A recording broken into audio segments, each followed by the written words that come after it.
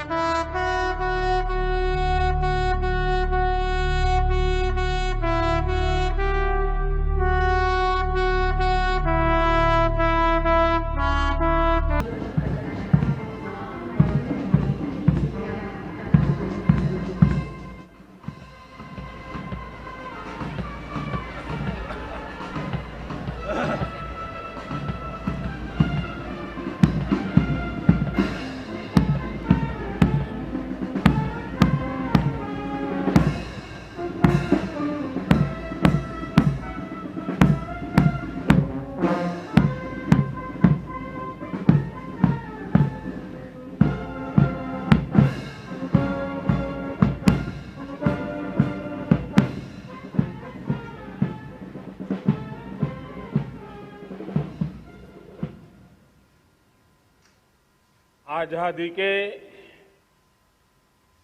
75 वर्ष पूर्ण होने पर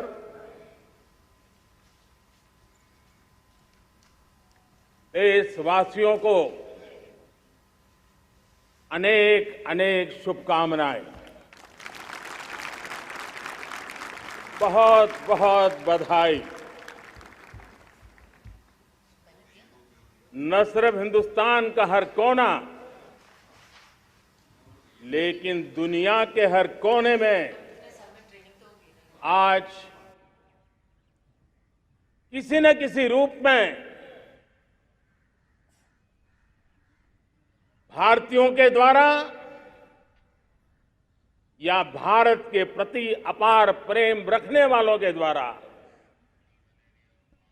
विश्व के हर कोने में यह हमारा तिरंगा आन बान शान के साथ लहरा रहा है।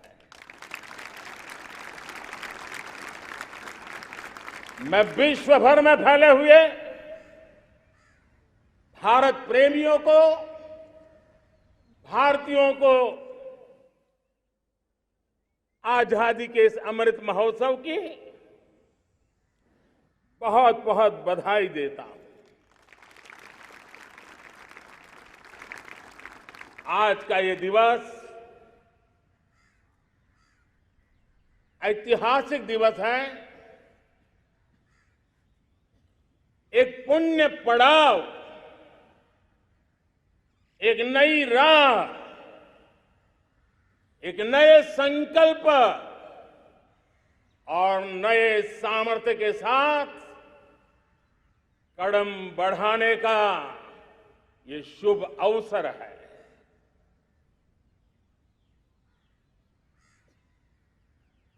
आजादी के जंग में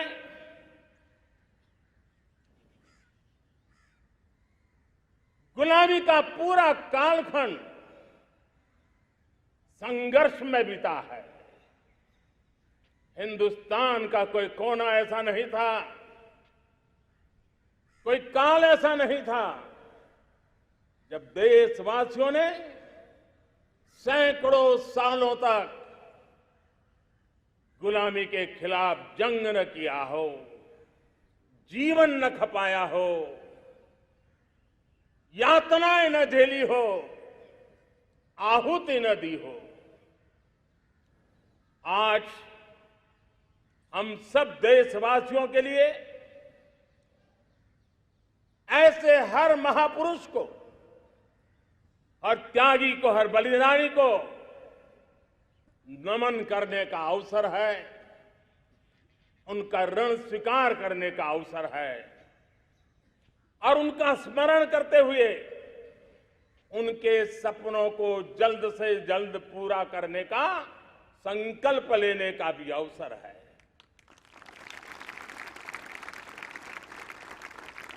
हम सभी देशवासी कृतज्ञ हैं पूज्य बापू के, नेताजी सुभाष चंद्र बोस के,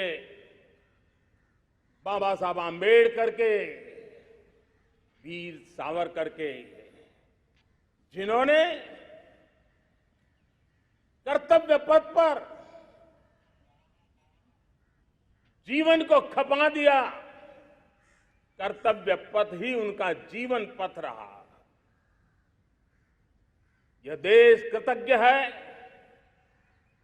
मंगल पांडे, तात्या टोपे, भगत सिंह, सुखदेव, राजगुरु, चंद्रशेखर आजाद, अशफाक उल्लाह खान, राम प्रसाद बिस्मिल, अनगिनत ऐसे हमारे क्रांतिवीरों ने अंग्रेजों की हुकूमत की नींव हिला दी थी।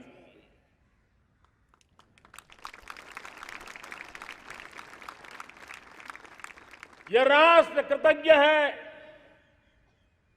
उन वीरांगनाओं के लिए, रानी लक्ष्मीबाई हो, झलकारी बाई, दुर्गा भाभी, रानी गाइदिन्लियो, रानी चेन्नम्मा, बेगम हजरत महल, वेलू निचियार। भारत की नारी शक्ति क्या होती है, भारत की नारी शक्ति का संकल्प क्या होता है, भारत की नारी त्याग और बलिदान की क्या पराकाष्ठा कर सकती है, वैसी अनगिनत वीरांगनाओं का स्मरण करते हुए हर हिंदुस्तानी गर्व से भर जाता है।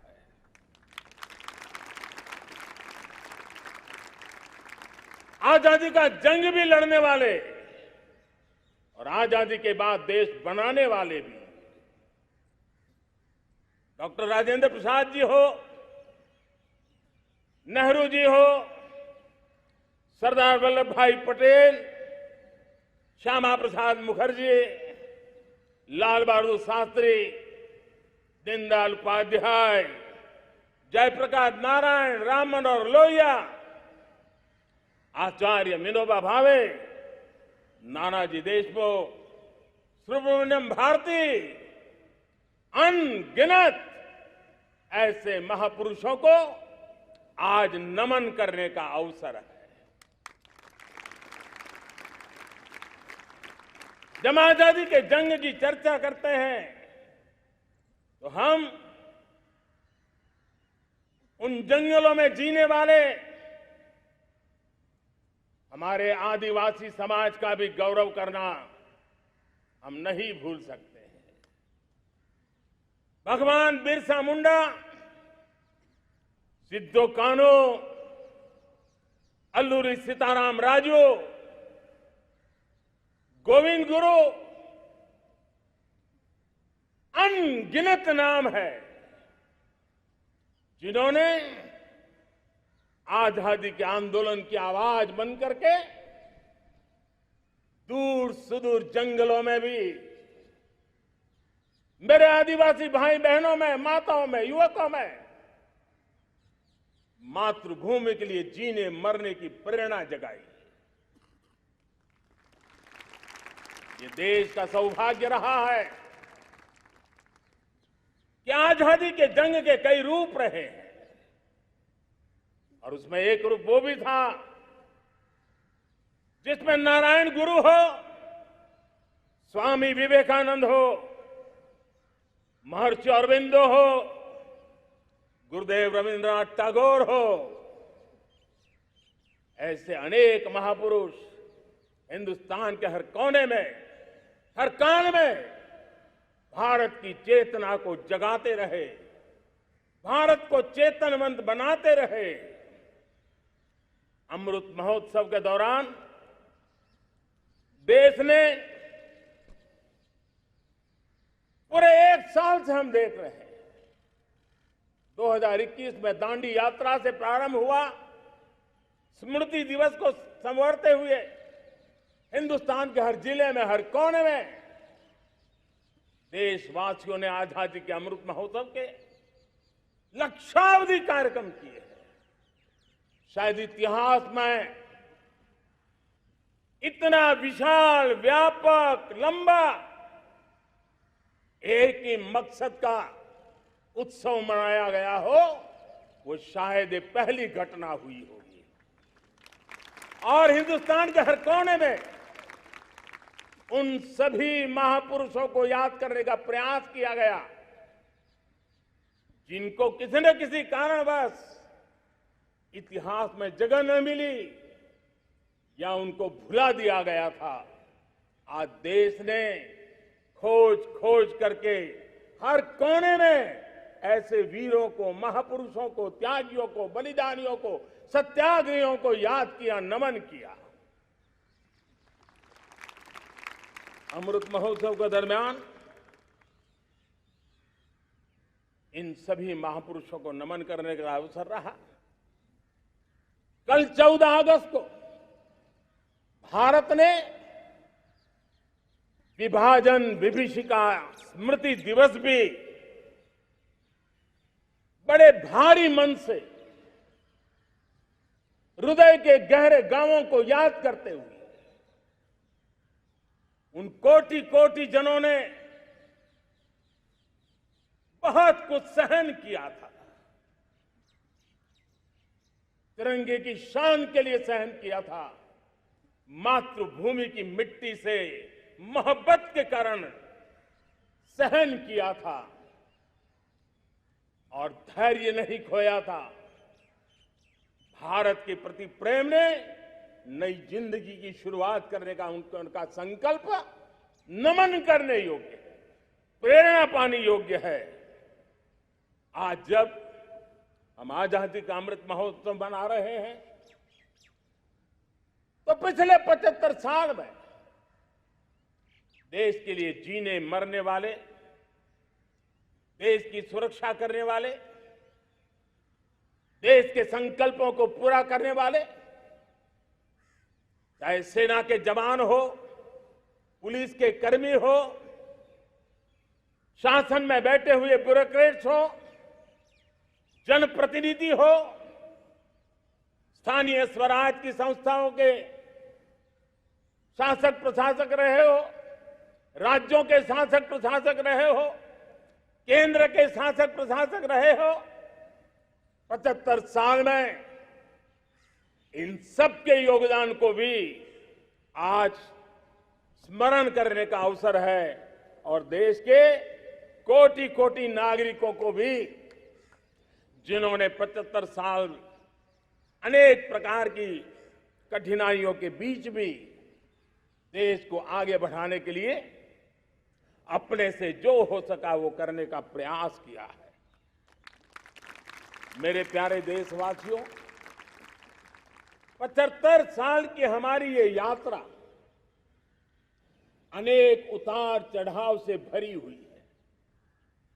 सुख दुख की छाया मंडराती रही है और इसके बीच भी हमारे देशवासियों ने उपलब्धियां की है, पुरुषार्थ किया है, हार नहीं मानी है,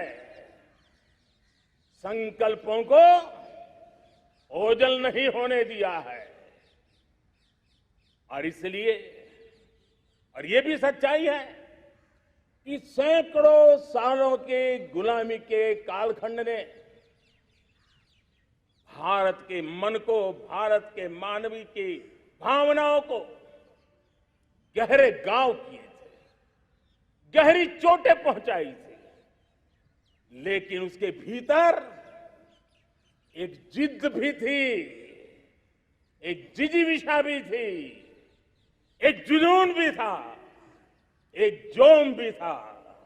और उसके कारण अभावों के बीच में भी, उपहास के बीच में भी और जब आजादी का जंग अंतिम चरण में था तो देश को डराने के लिए, निराश करने के लिए, हताश करने के लिए सारे उपाय किए गए थे। अगर आजादी आई, अंग्रेज चले जाएंगे तो देश टूट जाएगा, बिखर जाएंगे, लोग अंदर अंदर लड़ करके मर जाएंगे, कुछ नहीं बचेगा, अंधकार युग में भारत चला जाएगा। न जाने क्या क्या आशंकाएं व्यक्त की गई थी, लेकिन उनको पता नहीं था ये हिंदुस्तान की मिट्टी है। इस मिट्टी में वो सामर्थ्य है जो शासकों से भी परे सामर्थ्य का एक अंतर प्रभार लेकर के जीता रहा है, सदियों तक जीता रहा है। और उसी का परिणाम है, हमने क्या कुछ नहीं झेला। कभी अन्न का संकट झेला, कभी युद्ध के शिकार हो गए, आतंकवाद ने डगर डगर चुनौतियां पैदा की, निर्दोष नागरिकों को मौत के घाट उतार दिया गया, छद्म युद्ध चलते रहे, प्राकृतिक आपदाएं आती रही, सफलता विफलता, आशा निराशा, न जाने कितने पड़ाव आए हैं। लेकिन इन पड़ाव के बीच भी भारत आगे बढ़ता रहा। भारत की विविधता, जो औरों को भारत के लिए बोझ लगती थी, वो भारत की विविधता ही भारत की एक अनमोल शक्ति है, शक्ति का एक अटूट प्रवाह है। और दुनिया को पता नहीं था कि भारत के पास एक इनहेरेंट सामर्थ्य है, एक संस्कार सरिता है, एक मन मस्तिष्क का विचारों का बंधन है, और वो है भारत लोकतंत्र की जननी है, मदर ऑफ डेमोक्रेसी है। और जिनके जहन में लोकतंत्र होता है, वे जब संकल्प करके चल पड़ते हैं, वो सामर्थ्य दुनिया की बड़ी बड़ी सल्तनतों के लिए भी संकट का काल लेकर के आती है। ये मदर ऑफ डेमोक्रेसी, ये लोकतंत्र की जननी हमारे भारत ने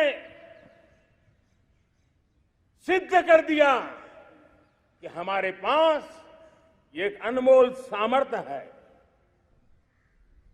मेरे प्यारे देशवासियों, 75 साल की यात्रा में आशाएं, अपेक्षाएं, उतार चढ़ाव सब कुछ के बीच में हर एक के प्रयास से हम जहां तक पहुंच पाए थे, पहुंचे थे। और 2014 में देशवासियों ने मुझे दायित्व दिया। आजादी के बाद जन्मा हुआ मैं पहला व्यक्ति था जिसको लाल किले से देशवासियों का गौरवगान करने का अवसर मिला था।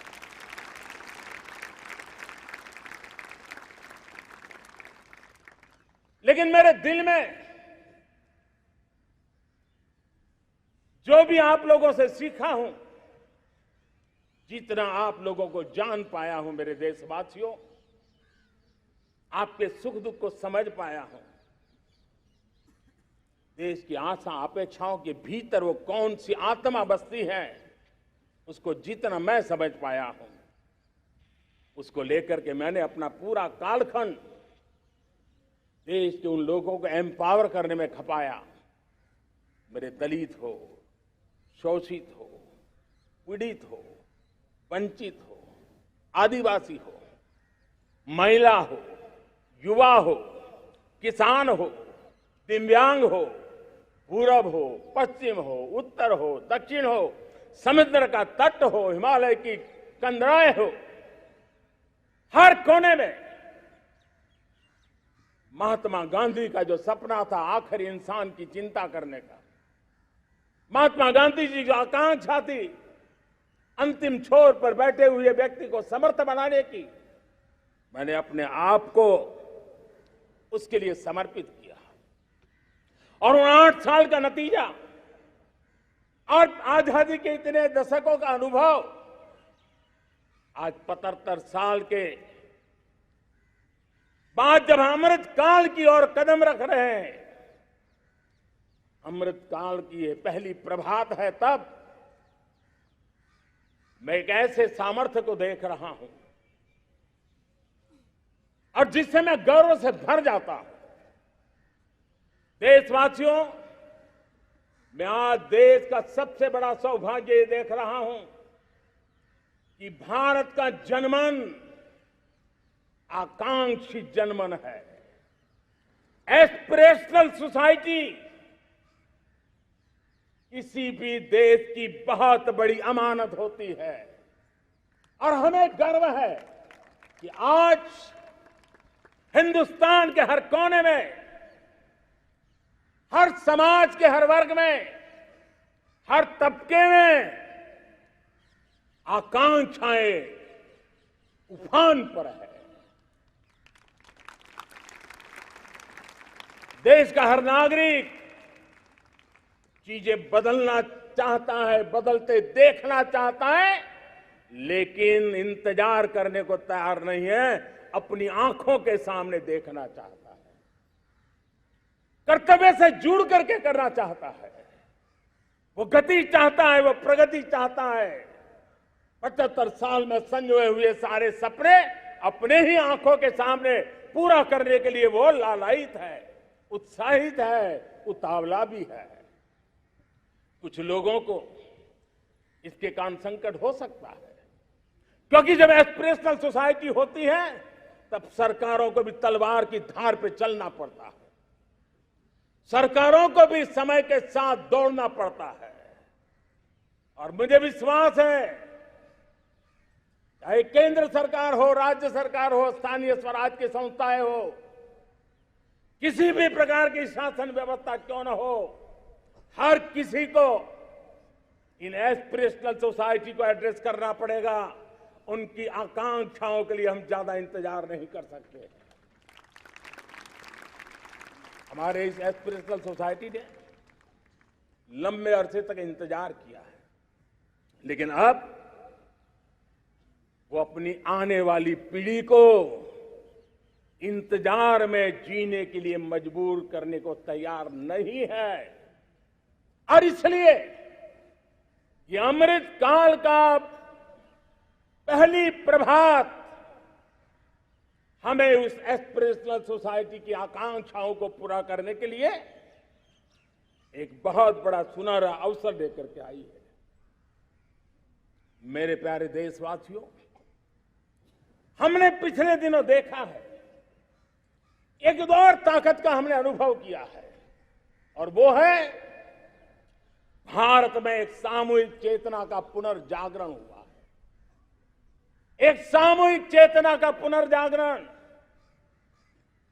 आजादी के इतने संघर्ष में से जो अमृत था वो अब संजोया जा रहा है, संकलित हो रहा है, संकल्प में परिवर्तित हो रहा है, पुरुषार्थ की पराकाष्ठा जुड़ रही है और सिद्धि का मार्ग नजर आ रहा है। ये चेतना, मैं समझता हूं कि चेतना का जागरण,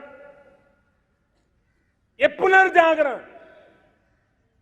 ये हमारी सबसे बड़ी अमानत है। और ये पुनर्जागरण देखिए,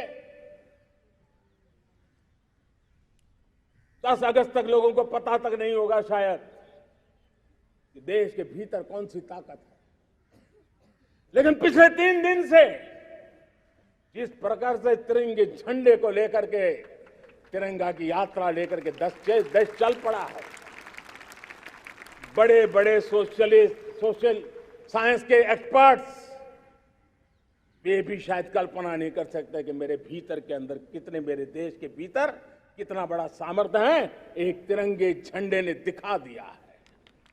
यह पुनर्चेतना, पुनर्जागरण का पल है। ये लोग समझ नहीं पाए हैं। जब देश जनता कर्फ्यू के लिए हिंदुस्तान का हर कोना निकल पड़ता है, तब उस चेतना की अनुभूति है।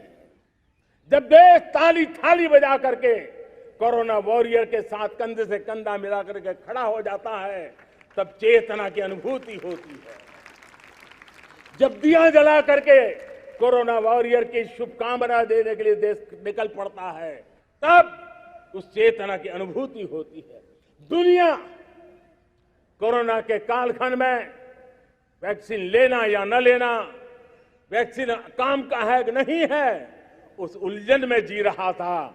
उस समय मेरे देश के गांव गरीब भी 200 करोड़ डोज दुनिया को चौंका देने वाला काम करके दिखा देते हैं। यही चेतना है, यही सामर्थ्य है। इस सामर्थ्य ने आज देश को एक नई ताकत दी है। मेरे प्यारे भाइयों बहनों, तीसरा एक महत्वपूर्ण सामर्थ्य मैं देख रहा हूं, जैसे एस्पिरेशनल सोसाइटी, जैसे पुनर्जागरण, वैसे ही आजादी के इतने दशकों के बाद पूरे विश्व का भारत की तरफ देखने का नजरिया बदल चुका है। विश्व भारत की तरफ गर्व से देख रहा है, अपेक्षा से देख रहा है। समस्याओं का समाधान भारत की धरती पर दुनिया खोजने लगी है। दोस्तों, विश्व का ये बदलाव, विश्व की सोच में ये परिवर्तन 75 साल की हमारी अनुभव यात्रा का परिणाम है। हम जिस प्रकार से संकल्पों लेकर चल पड़े हैं, दुनिया इसे देख रही है और आखिरकार विश्व भी उम्मीदें लेकर के जी रहा है। उम्मीदें पूरे करने का सामर्थ्य कहां पड़ा है, वो उसे दिखने लगा है। मैं इसे त्रिशक्ति के रूप में देखता हूं, 3 सामर्थ्य के रूप में देखता हूं। और ये त्रिशक्ति है एस्पिरेशन की, पुनर्जागरण की और विश्व की उम्मीदों की। और इसे पूरा करने के लिए हम जानते हैं दोस्तों, आज दुनिया में एक विश्वास जगने में मेरे देशवासियों की बहुत बड़ी भूमिका है। 130 करोड़ देशवासियों ने कई दशकों के अनुभव के बाद स्थिर सरकार का महत्व क्या होता है, राजनीतिक स्थिरता का महत्व क्या होता है, पॉलिटिकल स्टेबिलिटी दुनिया में किस प्रकार की ताकत दिखा सकती है, नीतियों में कैसा सामर्थ्य होता है, उन नीतियों पर विश्व का कैसे भरोसा बनता है, ये भारत ने दिखाया है और दुनिया भी इसे समझ रही है।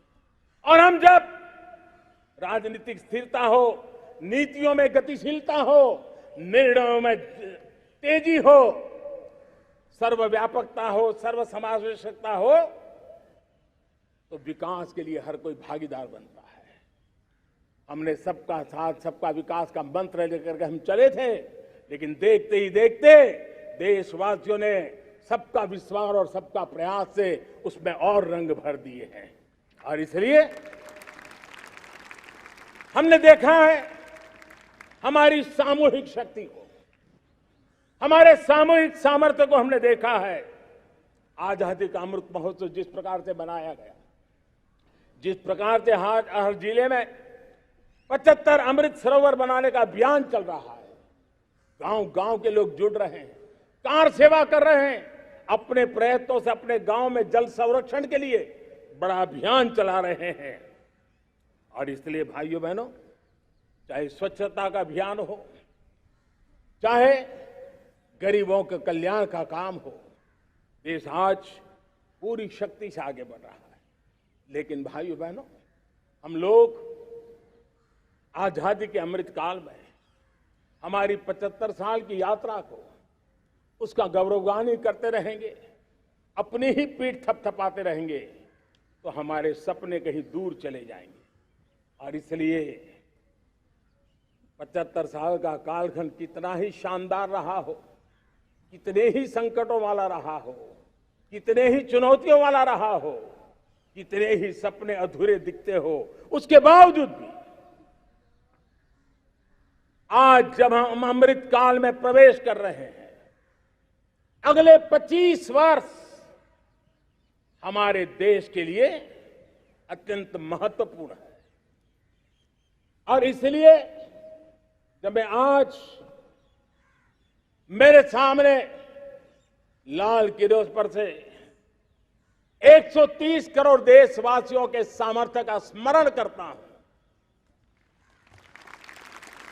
उनके सपनों को देखता हूं, उनके संकल्पों की अनुभूति करता हूं, तो साथियों मुझे लगता है आने वाले 25 साल के लिए हमें उस पंच प्राण पर अपनी शक्ति को केंद्रित करनी होगी, अपने संकल्पों को केंद्रित करना होगा, अपने सामर्थ्य को केंद्रित करना होगा और हमें उन पंच प्राण को लेकर के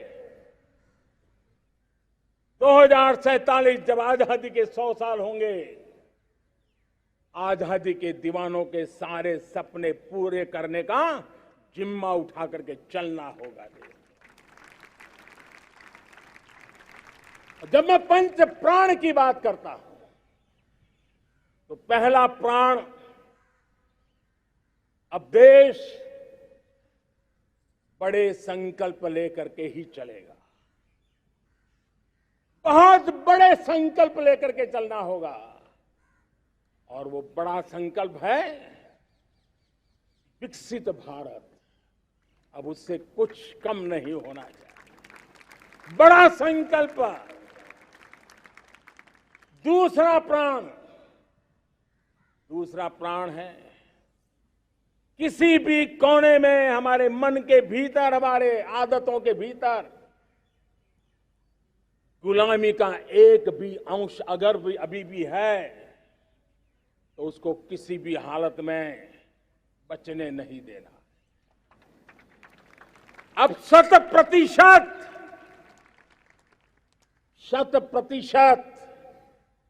सैकड़ों साल की गुलामी ने जहां हमें जकड़ कर रखा है, हमारे मनोभाव को बांध करके रखा हुआ है, हमारी सोच में विकृतियां पैदा करके रखी है, हमें गुलामी की छोटी सी छोटी चीज भी कहीं नजर आती है, हमारे भीतर नजर आती है, हमारे आसपास नजर आती है, हमें उससे मुक्ति पानी ही होगी। ये हमारा दूसरी प्राण शक्ति है। तीसरी प्राण शक्ति, हमें हमारी विरासत पर गर्व होना चाहिए, हमारी विरासत के प्रति, क्योंकि यही विरासत है जिसने कभी भारत को स्वर्णिम काल दिया था, और यही विरासत है जो समयानुकूल परिवर्तन करने की आदत रखती है, यही विरासत है जो काल बाह्य छोड़ती रही है, नित्य नूतन स्वीकारती रही है। और इसलिए इस विरासत के प्रति हमें गर्व होना चाहिए। चौथा प्राण, वो भी उतना ही महत्वपूर्ण है और वो है एकता और एकजुटता। 130 करोड़ देशवासियों में एकता, न कोई अपना न कोई पराया। एकता की ताकत एक भारत श्रेष्ठ भारत के सपनों के लिए हमारा चौथा प्राण है। और पांचवा प्राण है नागरिकों का कर्तव्य। नागरिकों का कर्तव्य जिसमें प्रधानमंत्री भी बाहर नहीं होता है, मुख्यमंत्री भी बाहर नहीं होता है, वो भी नागरिक है। नागरिकों का कर्तव्य, यह हमारे आने वाली 25 साल के सपनों को पूरा करने के लिए एक बहुत बड़ी प्राण शक्ति है। मेरे प्यारे देशवासियों, जब सपने बड़े होते हैं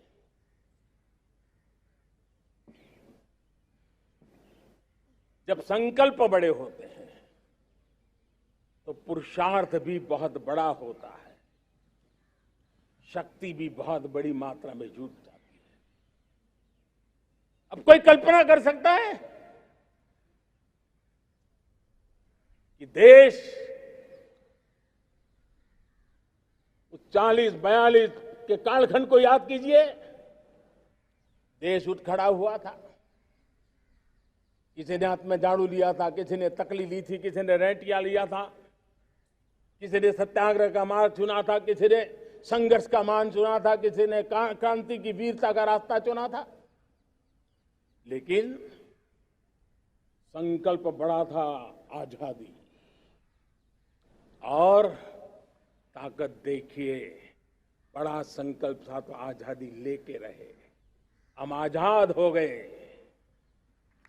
अगर संकल्प छोटा होता, सीमित होता, तो शायद आज भी संघर्ष करने के दिन चालू रहते। लेकिन संकल्प बड़ा था तो हमने हासिल भी किया। मेरे प्यारे देशवासियों, अब आज जब अमृत काल की पहली प्रभात है तो हमें इस 25 साल में विकसित भारत बना के रहना है अपनी आंखों के सामने। और जो 20, 22, 25 साल के नौजवान मेरे देश के मेरे सामने हैं, मेरे देश के नौजवानों, जब देश आजादी के 100 साल मनाएगा तब आप 50-55 के हुए होंगे। मतलब आपके जीवन का ये स्वर्णिम काल, आपकी उम्र के ये 25-30 साल भारत के सपनों को पूरा करने का काल है। आप संकल्प लेकर के मेरे साथ चल पड़िए साथियों, तिरंगे झंडे की शपथ लेकर के चल पड़िए। हम सब पूरी ताकत से लगे आए, बड़ा संकल्प। नमस्कार, मैं हूं संतोष गुप्ता और आप देख रहे हैं अनुभवी आंखें, देश की बात सच के साथ। दोस्तों, अनुभवी आंखें पर आपका भरोसा निरंतर बढ़ता ही जा रहा है।